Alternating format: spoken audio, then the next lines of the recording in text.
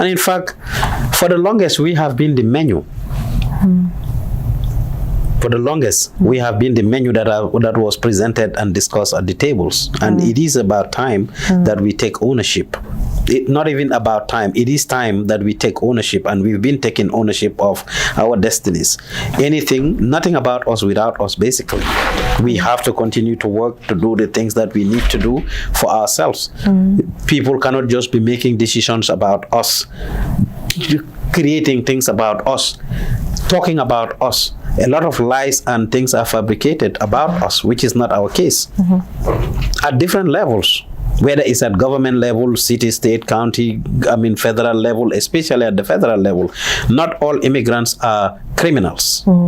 I am confident, and I will say that very clearly. I said it, my speech at our annual Sounds of Africa Festival, which happened on August 16th. I said it there. That was the highlight of my speech. I said, not all immigrants are criminals, and I stand by that. We are very law-abiding people. We live here, we work here, we pay taxes.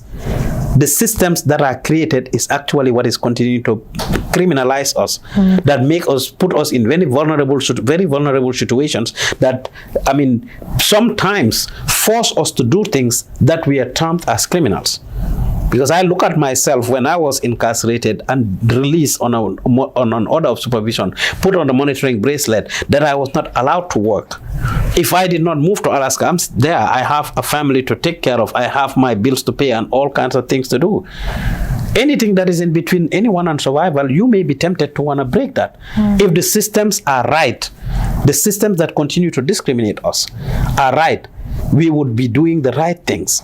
But a lot of times the systems are created that sets our community up to fail, and with time we end up being blamed for who we are and identified for who we are. The same things that other people from other communities do. The data is there everywhere that white people commit more crimes. But you go to the jails, you see the ratio, you see the way and the rate in which we are convicted for crimes, for carrying the same crimes, for doing the same things, or even lesser crimes and the things that they're doing.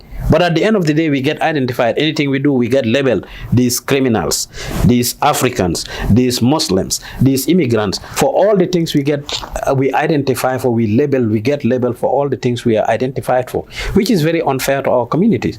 So the system is broken and it needs to be fixed, and that can only happen by us sitting at the table. And that is why for us here, we are sitting at a lot of tables. Whether we are invited or not, we go. But we get invited to a lot of tables. That's why we bring the lawmakers here. That's why we are trying to get our community members to get into politics and have a voice at the seat where decisions are made. That is why we consult with institutions. I'm sitting on a lot of boards right now at city, state, and county level, where I champion racial equity, and I'm unapologetic to say that I'm a Muslim, I'm an African, I'm a Wolof, I'm a Gambian, all the things that I identify as. I'm unapologetic about it. And anybody who doesn't want it, shock it and deal with it.